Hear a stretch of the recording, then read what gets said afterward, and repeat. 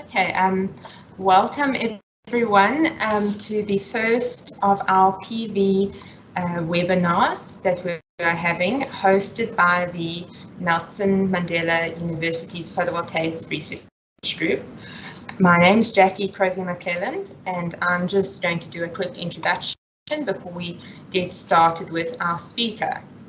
So this seminar forms part of a series of seminars that we're going to do on topics of PV module characterization, and some of the research work that we are doing in the Photovoltaics Research Group. So all of these webinars, we're going to try to focus on real-world issues and solutions, and really give a very practical breakdown of the topics within the PV research that we do.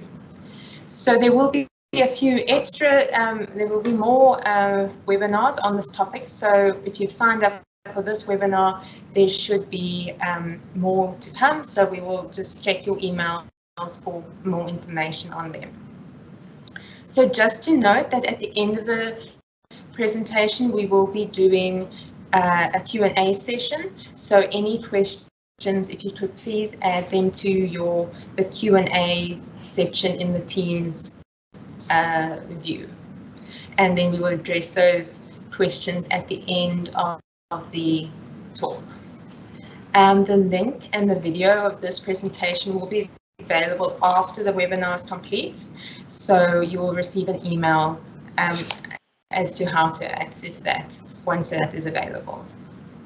So the first talk we're doing is on PV plant characterization and risk mitigation, and it is presented by Dr. Freddie Vorster. Dr. Vorster is a senior lecturer in the Department of Physics at Nelson Mandela University and an experimental physicist in the PV Research Group. His research interests include the field of solid-state physics, photonic materials, concentrator, and flat plates photovoltaics. Dr. Vorster is also the founding member of the PV Onsite, which is a ISO 17025 accredited photovoltaics testing company. He is the head of product development, where he oversees introduction of novel PV characterization techniques and PV plant evaluation techniques, which means he is perfect hands-on knowledge and understanding of the topic that we're going to be discussing today, which is PV plant characterization and risk mitigation. So, Dr. Vorster, I think you can take over. Thank you, Jackie. Just give me a minute to get my presentation ready. I think let's get started with that as soon as possible. Right, I assume everybody can see the presentation. Let's start at the beginning. So there's our title, PV plant characterization and risk mitigation, presented in this series, ESKOM webinar series. This is basically just what we're planning, so I'll show it at the end of the slides again so that you're aware of the dates. There will be a little bit of overlap between the presentations. Yeah, it was very difficult to decide whether to do risk mitigation strategies first and then the plant characterization, or the other way around. But it is fairly important that you understand that plant characterization really flows out from, it's one of the risk mitigation strategies. So I thought, let's start with the boring stuff. Let's start with the risk mitigation stuff, and let's work through that. So what I'm going to discuss basically is identification measures. How do you identify that? And obviously every plant is different. Preventative and corrective measures, and obviously those two things, very important that you can identify them. The importance of early detection, there's two very important reasons there. I see there's already a spelling mistake there.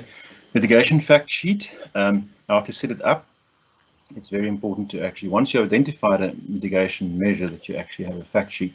Then plant characterization, I've just identified 3 levels here, where the first level is when you really go in cold and you'd like to get a broad overview of what's going on in the plant. Second level is a little bit deeper.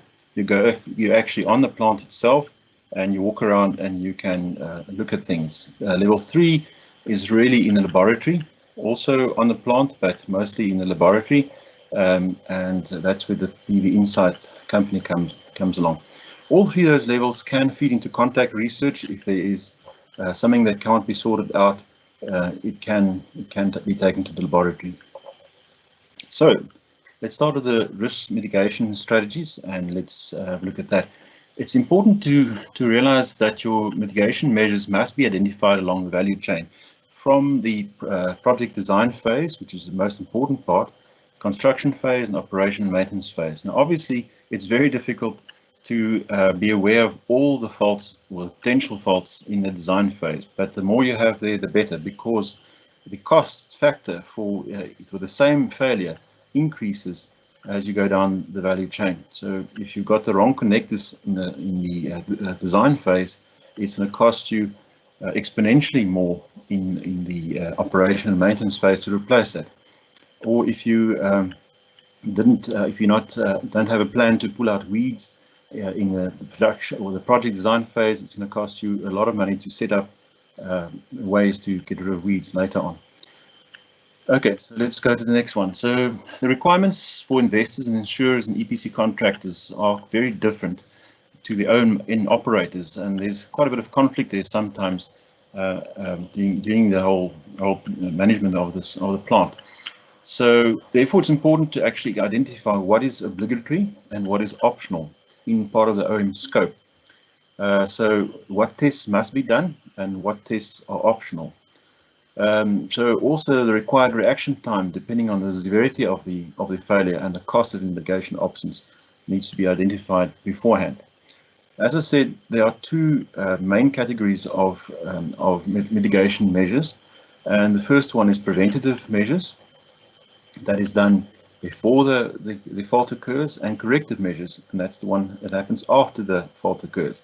Now you can say to yourself, well, I would prefer to have everything preventative, but you can't. There are always failures that occur afterwards, and after the fact you have to now put in a corrective measure. The speed at which you do it and the efficiency at which you do it can save you a lot of money.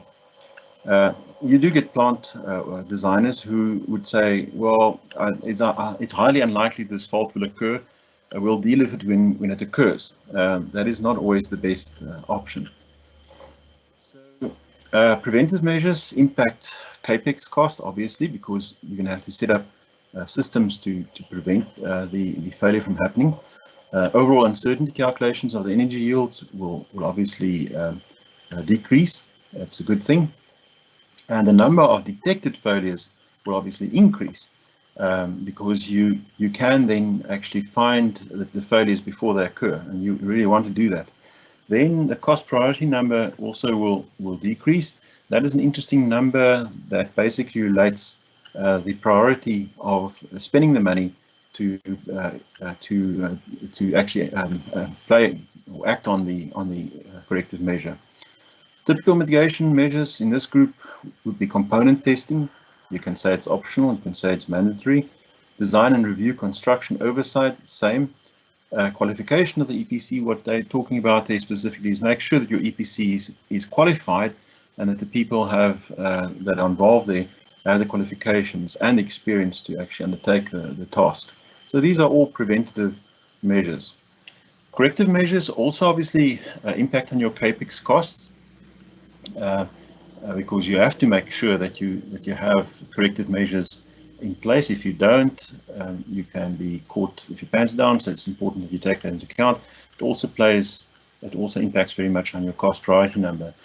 Now, actions that influence the parameters is that the time to detect a fault which already occurred, because now you're talking about corrective measures, the time to repair it, and the substitution times. Typically, all these belong to this group of measures. And obviously, you want to optimize those actions as much as you can. Right, so then preventative mitigation measures, there are two very, very important factors or points that relates to finding the fault as early as possible, preferably in the design phase.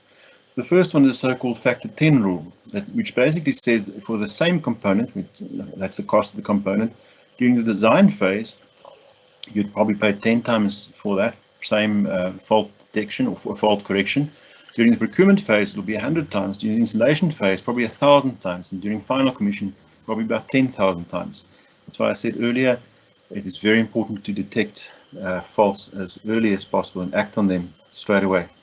During the warranty period, the EPC may be responsible for plant performance and failures, and so they might not reveal any faults to the owner. So you'll only find that once the warranty period is expired or the EPC have handed over the plant, depending on how the contract works. So for every mitigation measure that you identify, you should actually have a fact sheet. And this fact sheet should contain the following things: the category of the mitigation measure, whether it's preventative or corrective, a short description to help understand, what is the actions, what must take place, and of course then actions. Every action has an uncertainty and a cost parameter associated with it. I've taken one fact sheet as an example here of PV module component testing, and I took this this fact sheet because that is exactly what we do at the PVI. So as a mitigation measure, component testing, you'd have the name of the mitigation factor, preventative or corrective, or both. It can be both. PID testing, for instance, what is involved, the costs, installation measurement, or the high part measurement as we call it, what it involves, STC power measurements, EL imaging, IR inspection. I'm not sure if you can read all that, but it's not important. As long as you can get an idea, this is what the fact sheet looks like. If you want to know more, it is a good idea to go and look at the reports of the deliverable of the Horizon 2020 framework program. It's called Minimizing Technical Risk in Photovoltaic Projects, one of the reports. And you can go and look at www.solarbankability.eu, and you'll find a whole lot of very useful documents and templates there that you could use for this type of thing.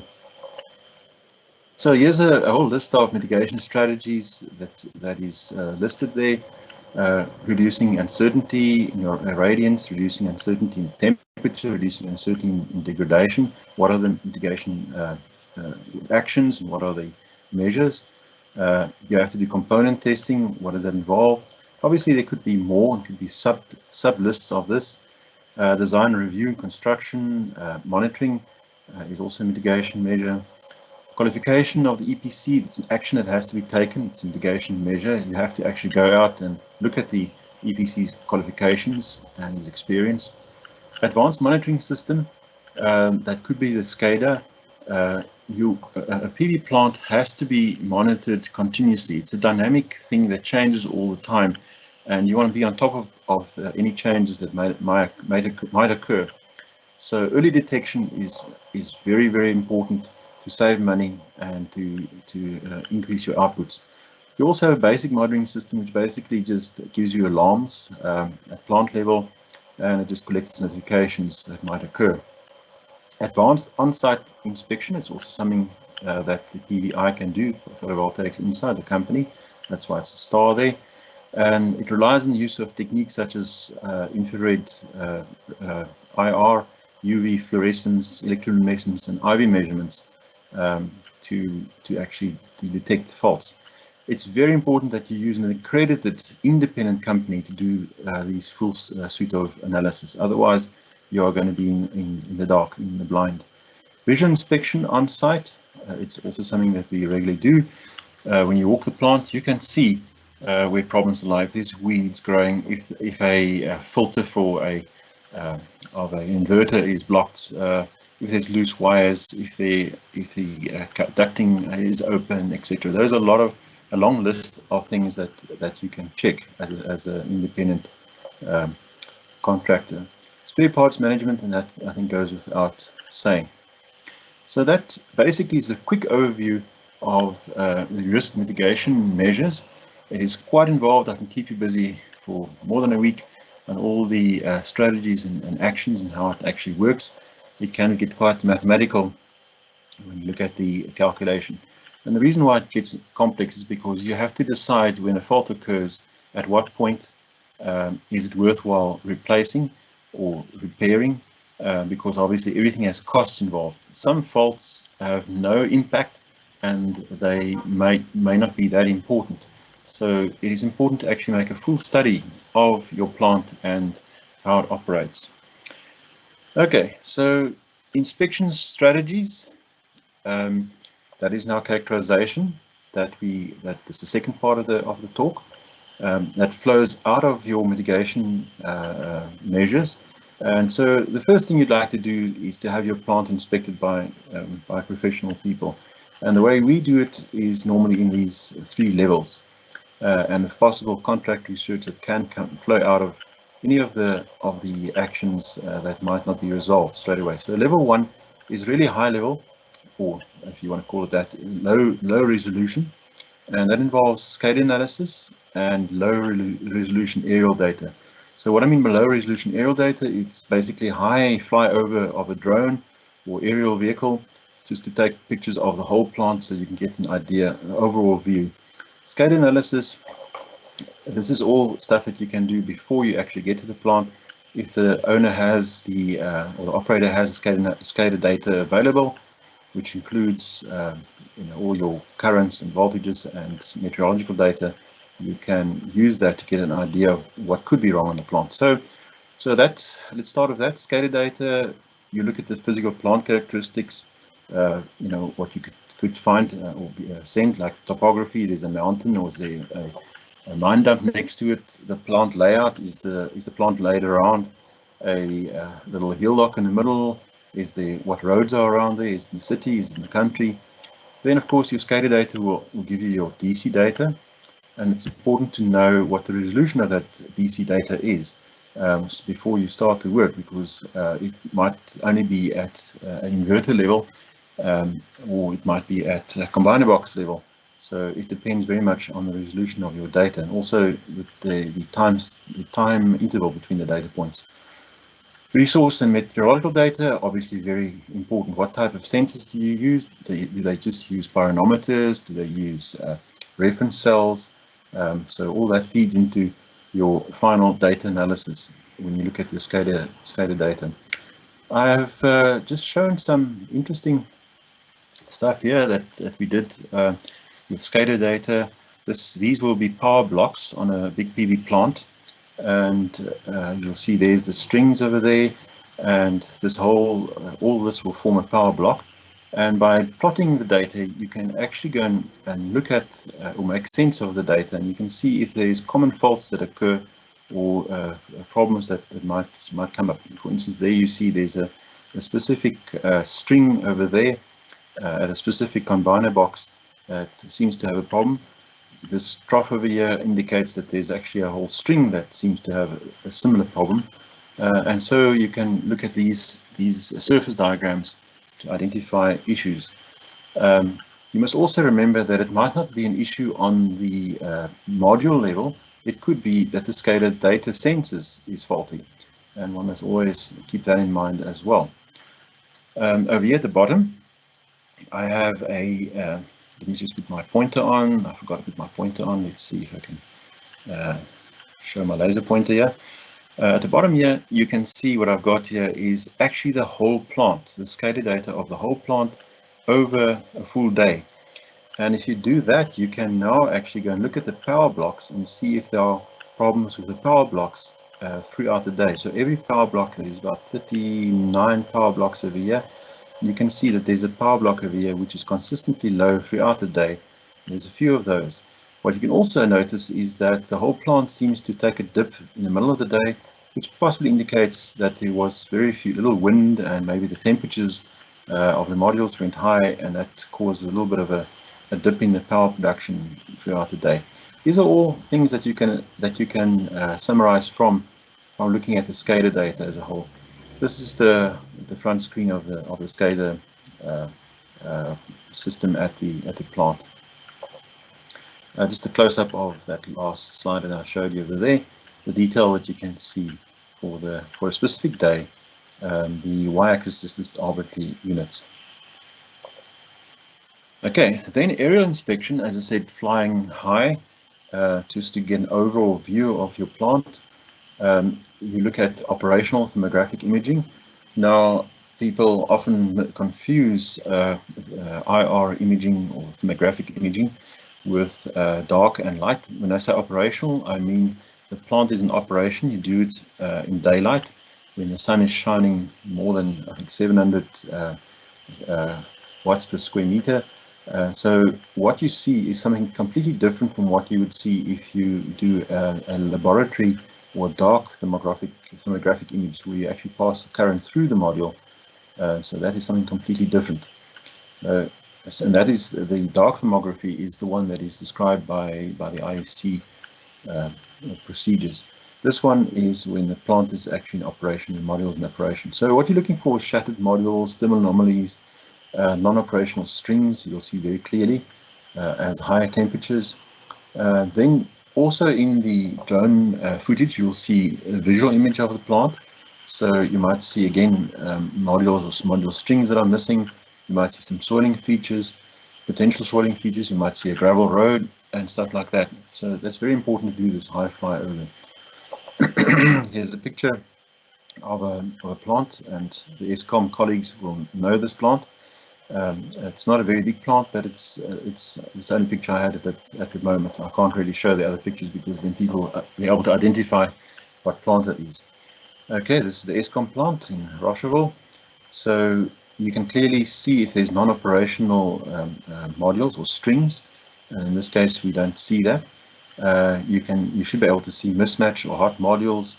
You won't be able to see up to the cell level, but you'll definitely see up to this module string level. Now, when I say module string level, I mean modules that are connected in series. Okay, also on the visual side, you'll look for missing modules. You'll clearly see if there's a string of modules that is not there, taken off for maintenance or whatever. You get a picture of the layout of the plant. You might see if the grass is long, potential shading features or soiling features. There's a gravel road over there. If it's traveled a lot, then the modules close to the gravel road will obviously get more soiling. That brings me to a closer inspection. Once you've now looked at the level 1 inspection and you've done your data analysis, you might want to go to the plant and do some ground-based measurements, or you also want to take the drone there and do some low-level flying where you can actually look at the module up to the cell level. And let's have a look and see what you can see there. So the high resolution aerial inspection would be low flying, probably less than, obviously less than 100 meters. So as long as you can see the individual module cells, you should be fine. So again, thermal anomalies, substrings. Now so a module consists out of substrings. You'll be able to see substrings that are out, cells, or connector box heating, hotspots, point or cell areas. You'll also, as I said, at the same time as what you do drone inspection, you must have the visual picture of the modules, because if there's a shading feature that can be washed off, you don't want to make a mistake and call it a broken module, or there's a problem on the module if it's simply just bird droppings or other soiling that can be washed off during the next rainy season. So it's very important to actually have both. Again, you can see shaded modules and substrings and shading and substrings and so on. Here's some pictures. As I said, important that you have both pictures. What is obvious in the thermal picture is the hot junction boxes, which means they are operating. It doesn't mean they are broken. There might be a module that has an unusually hot junction box. You can see cells over here that are not happy. They seem to be overheating. You immediately go and look at your visual image to see if there's any obvious signs why they are not happy. Maybe there's bird droppings. And if you don't see any obvious signs why they're not happy, then you can assume that there's a problem. So again, all these things you look for: hot cells, hot JB boxes, etc. So again, it's very important to compare your thermal and your optical image to be able to identify what is going on. Here, for instance, you'll see that the modules all seem to be hot at the bottom, and because you are going to be on the plant, you will immediately see the reason for that is because there is a beam below the modules that support the rack, and that beam actually traps a little bit of hot air. It's not much, so it's nothing to be worried about. It's just an interesting feature that you can see there. Clearly here you can see there's a hot cell. on the visual picture you don't see any obvious sign why that cell is hot, so you can assume that it's got a problem. It might be cracked, or there could be another issue there. Okay, so then ground-based on-site inspection. Now you've looked at your aerial images, you've seen hotspots, you've identified the modules that seems to be having a problem, but you don't know what exactly the problem is. So you might take a handheld camera with you, IR camera, to look at the features more closely. You'll do visual inspection according to using the reports, the IEA reports. These are 2 reports that you can refer to. Substring, shading, shattered module glass, etc. You'll do a string IV scan, which is one of the most important things that you can do. So far we just looked at pretty pictures. It's very important that you actually go and look at the whole string and how does the string operate. This is an electrical measurement. You have to be on site and you have to actually make the connections. And I'll spend a bit of time, depending how much time we have, explaining that feature. Then also important is string electroluminescence. This one will tell you now if a module is or a cell is cracked or not, and what the extent of the cracks are. I must say again that thermographic imaging does not tell you the full story. It just tells you there might be a problem. What the problem is, it won't tell you. With electroluminescence, which is slightly more difficult, you can actually detect problems better. Then, of course, we also have a developing new technique, UV fluorescence imaging, that also gives us the state or the health of the encapsulant material, together with if there's any old cracked cells on the module. So let's look at some pictures. There's a string of modules and a thermography image of the string. And now it's important to look at a thermography in situ while the modules are on the rack and all being connected, because that's the only way that you're going to detect PID for sure. Here is a picture of a PID inflicted string. So the negative module voltage decreases from the right to the left side, and the power losses heating the modules in the shunted areas are also increasing from the right to the left. So that's an important thing that you'll be able to see. PID, potential induced degradation, which is a feature that you find in many other plants. I think Jackie might mention something about that in the next webinar talk, when she talks about module characterization. What exactly is potential induced degradation? Some visual pictures. Obviously, here's a string that has been shaded. Here's a string that you have soiling, vegetation, and those weeds, they might not be tall at the moment. Within a few weeks, they're going to be as tall as this sprig over here, and you're definitely going to have string shading going on over here. You can also see that the ground is quite dusty, so if there's rain, and then right after the rain, there's a bit of a dust storm. After that, or dust blowing from somewhere else, you're going to have quite heavy deposits on the modules. Just to preempt what is the IV curve, how does it work? There's the current voltage curve of a module. This is called the open circuit voltage. That is called the short circuit voltage. Your maximum power point, the maximum power that you can derive, is around about, in this case, about 26, 27 volts at this point when my mouse is over there now. As soon as you shade the module, then this starts to impact the IV curve and the power that can be produced. The module, you can see, is divided into strings or substrings with bypass diode across each. I'm not going to have time to explain that in detail, but I'd just like to show you the results. What happens when you do have some shading on a cell? You can see how the IV curve changes.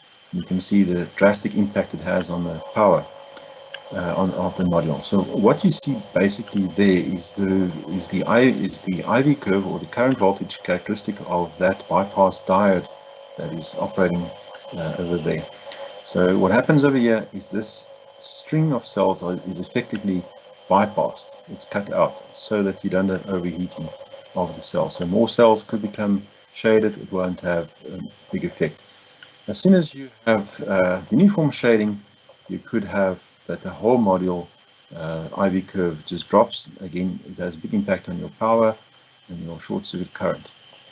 Right, so looking at the IV curve, these are the typical features that you look for in an IV curve.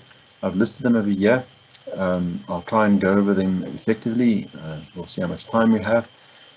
But the first thing you look at is steps in the IV curve, because that indicates shading. Then you look at low short circuit current. That could indicate uniform shading or soiling. Low VOC, which could indicate shunting or PID effects, rounding of the knee. Also influences the module's power. Increased slope on the vertical leg. And this vertical leg over here means increased series resistance. Reduced slope on the horizontal leg means increased shunting again. So I'll show you some examples of that. So here's a string. You can see it's a string because the voltage is way up here. It's 500 volts.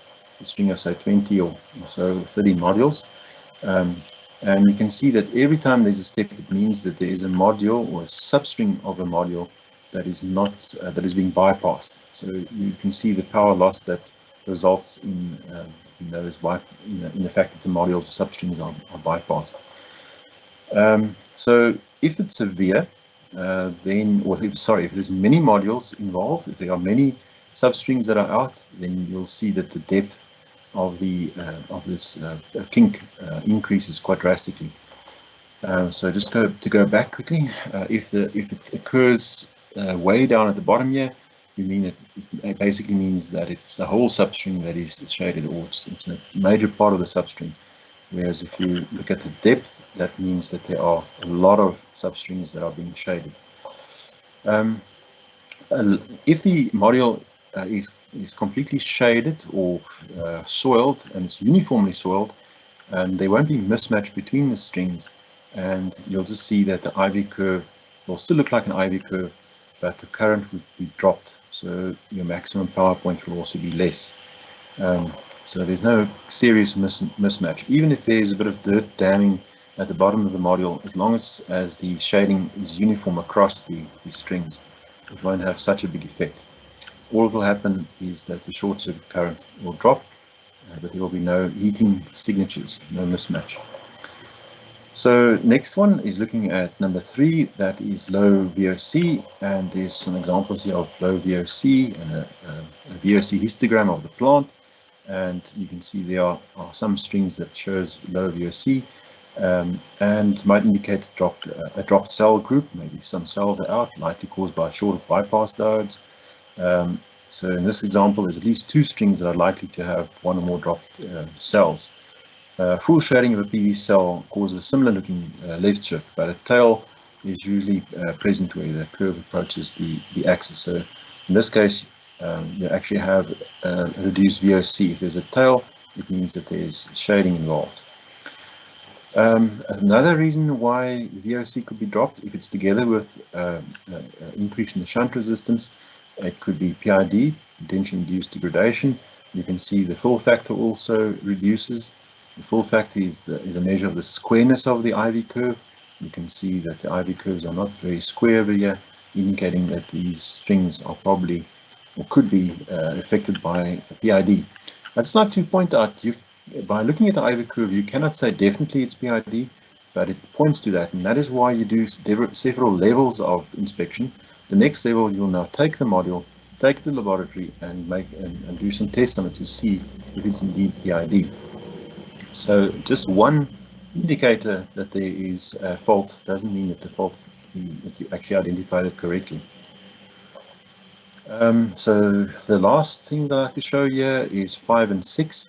That is if you have a vertical leg that has a change in slope, or a horizontal leg that has a change in slope. The one indicates increased series resistance, bad connectors for instance, or on the horizontal leg could be shunting.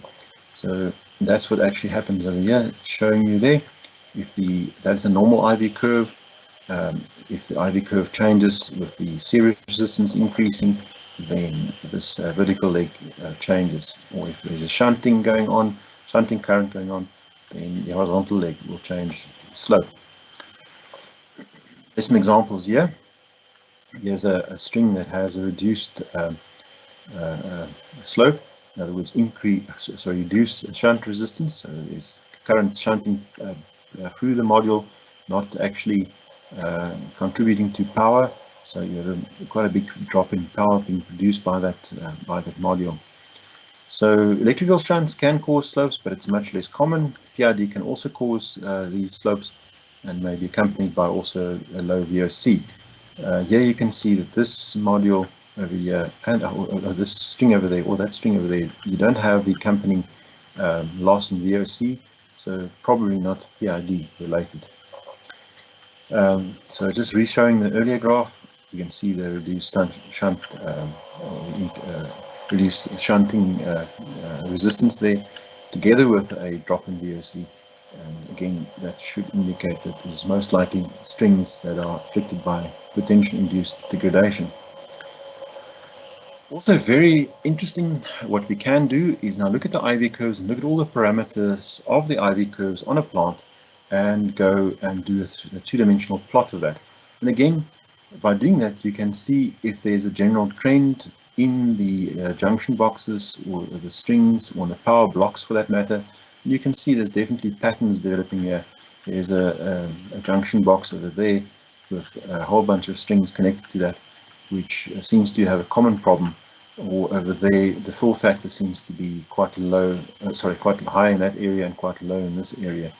So having these visual indicators helps a lot when you're looking at plant characterization.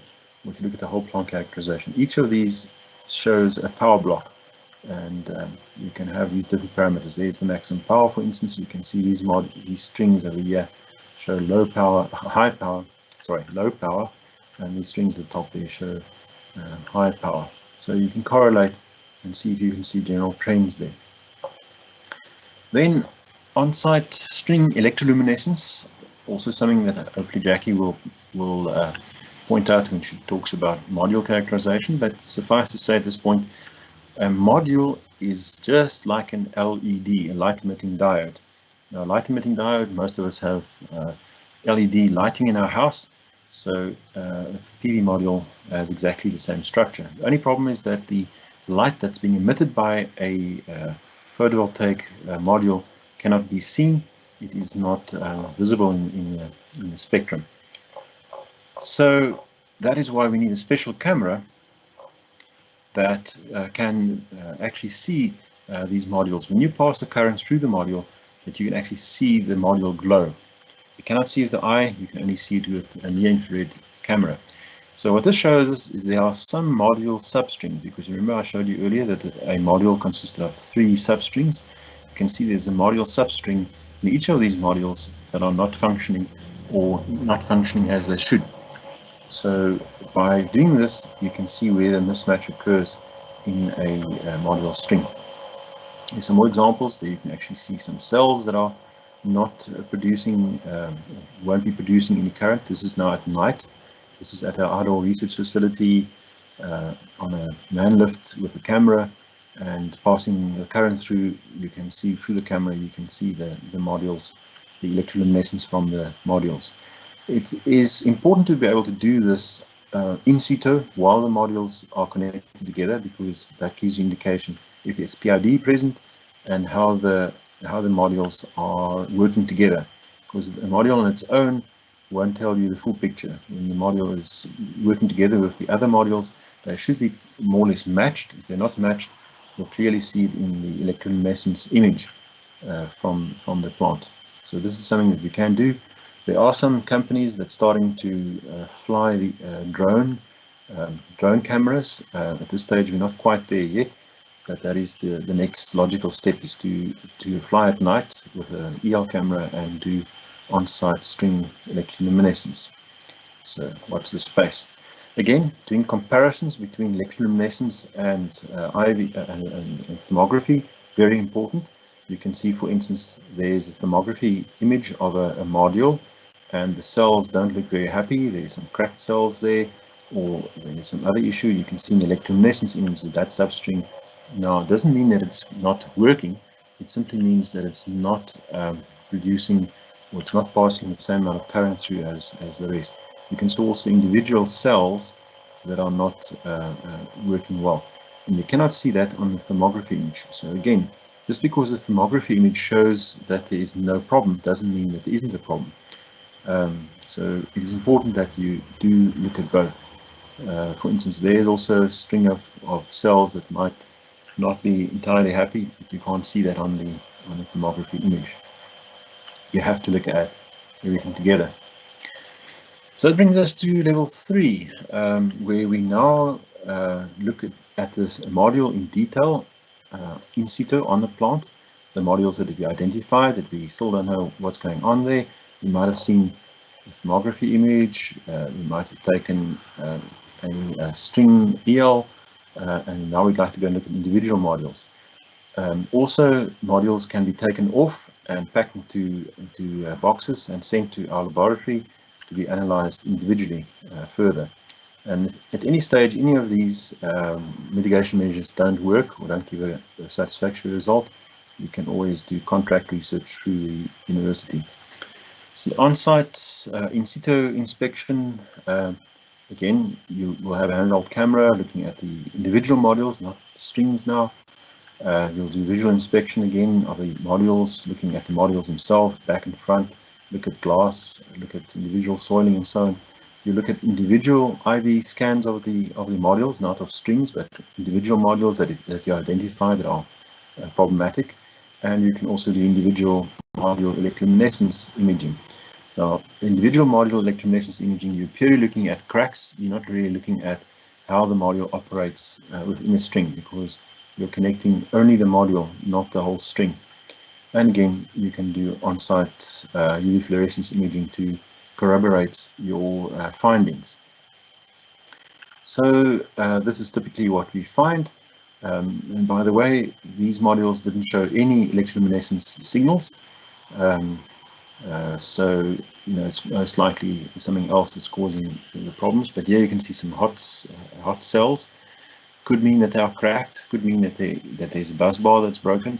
You can see here's a module with a hot junction box because of that string being bypassed. So the junction box containing all the bypass diodes is getting hot.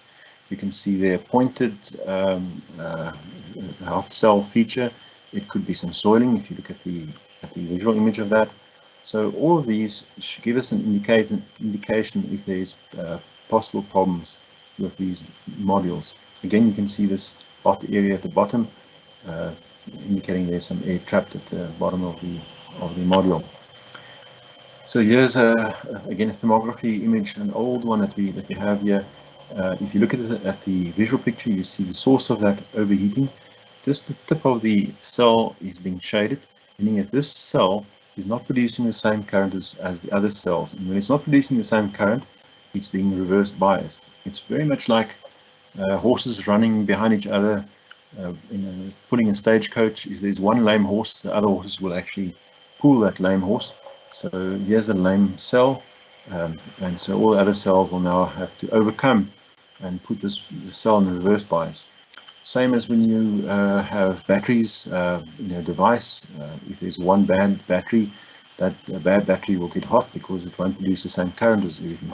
So it's important that the cells and the modules and substrings are all not mismatched, and that they are producing the same amount of current. So here's a case where the substring is still in action and it's reverse biasing that cell. Here's a case where the shading is now more, and this substring is now having a bypass diode activated, so that substring is now cooler, sorry, a little slightly hotter, and the next substring, that cell is now being just partially shaded, so it will get hot.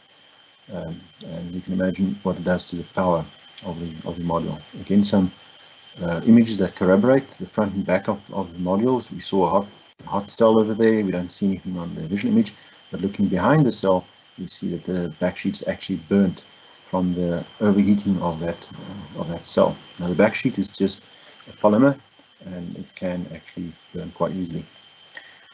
Right, then there's another visual image of a module showing discoloration of the encapsulant material. So that's also something that we look out for. Some damming of soiling on modules. So this can be a big problem, because if you're in an area where the air or the water is slightly acidic. It can actually etch the cells and permanently damage damage the module's glass itself. It can't actually come off. You cannot rub it off. And some more corroboration images of modules and the electroluminescence images. Here just shows you what happens when you look at thermography of a module at different power points. For the guys that are absolutely firm believers in thermography, it just shows you that in some cases you cannot see any hot cells depending on where on the IV operating point you are, whereas in some cases you can see the thermographic images. Again, you cannot rely on just thermography. You have to look at your whole suite of measurements. UV fluorescence just gives an indication of the health of the encapsulant material. And if there's a crack in the module, the encapsulant material will actually react to that, and you can see these cracked cells over there. There's some more pictures of cracked cells that you only see under UV light. This is a totally non-intrusive measurement. You don't have to apply any current. You just take pictures with UV light. That basically is almost the end. This is a list of measurements that we do in the laboratory, in our accredited laboratory, the PVI. I'm not going to go through all of them or show pictures of that. I'm hoping that the next speaker, when she talks about module characterization, will go into more detail. But this is the list of tests that we do in the module using IEC 61215 procedures. Right, so if you really want to know, go to PV Insight and you can get some more information there. So these are my acknowledgements. Thank you, colleagues, past and present students. Thank you, ESKOM, for the opportunities. And yeah, I'll end off with the rest of the module series. Jackie, is there questions? Thanks very much, Dr. Vorster. That was a very interesting presentation. I just want to remind everyone that if they have any questions, they can put them in the Q&A tab of the Teams chat. I think we have about 10 minutes now, so we can, if there's any questions that anyone wants to post so long, we can just start. My question I wanted to ask was, rooftop is obviously a growing market in South Africa, where people are putting installations on roofs of houses and businesses. And the characterization and risk mitigation that you presented here did focus more on larger PV plants. What of it is relevant and most important for someone who's considering then a rooftop installation of the characterization and risk management techniques? Yeah, I think well, first of all, I think that the costs involved in fixing faults, whether in a large plant or on a residential or semi-industrial rooftop, is quite exorbitant. So it is very important that you do your homework before you actually do your installation. So risk mitigation is important for everything in life, whether you operate a car or truck or whatever. You do your checks. It is much more expensive to fix a car that is already broken, so if you detect a fault, you can have it fixed straight away, because it can become very expensive. So I think it's really common sense to understand that. So preventative measures is usually cheaper in the long run than corrective measures for anything. So for rooftop, for residential small rooftop market, there's ample opportunity to make sure that your contractor is well qualified, that the modules that he's using, the connectors that he's using, the cabling he's using is according to spec. There is the PV green card that you could use to check whether somebody is actually qualified. Don't go for the cheapest contractor. So I think the best thing to do is to make sure that in the design phase that you do have that you have all your bases or most of your bases covered. If you do find that during the operation of your rooftop system you have an issue, again, get the right people involved. Hopefully your contractor is still available to fix the problem. But yeah, generally it's fairly expensive to fix a problem after the fact. Okay, great. So we have a question in the chat. In terms of risk mitigation and decreasing uncertainty, how does adding energy storage and using machine learning affect these parameters? So is there any way in which machine learning is coming into these processes you have been discussing? Yes, as I said, risk mitigation is quite a complex study.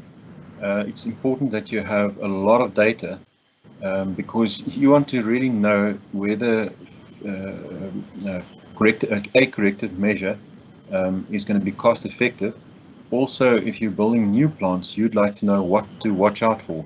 Does a specific type of connector have how important is it? Should you go for a cheaper connector that is just as good, or should you really spend a lot of money on connectors?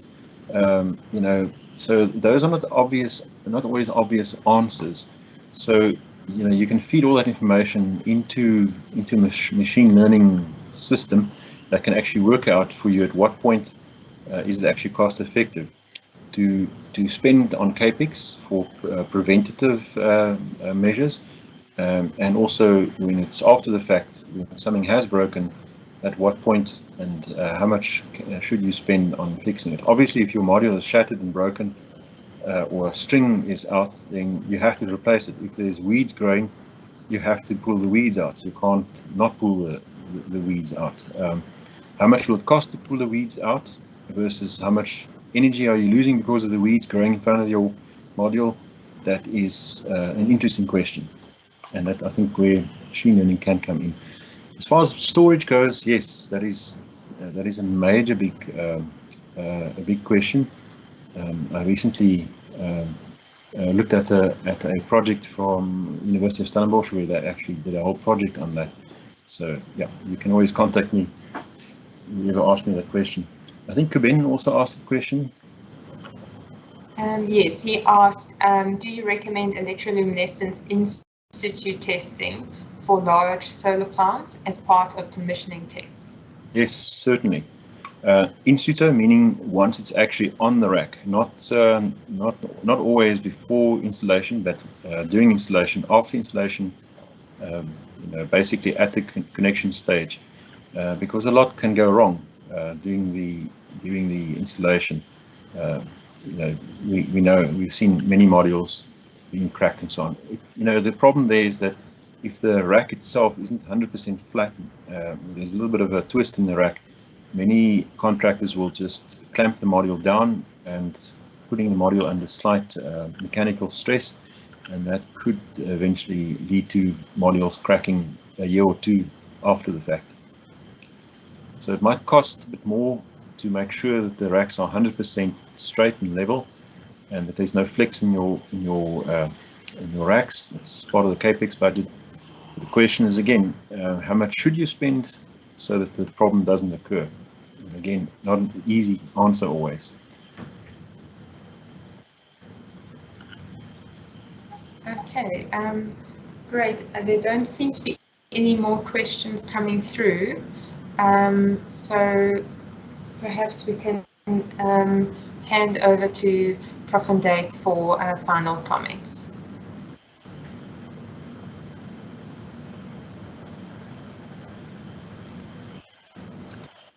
Thank you, Jackie. Good afternoon, everybody.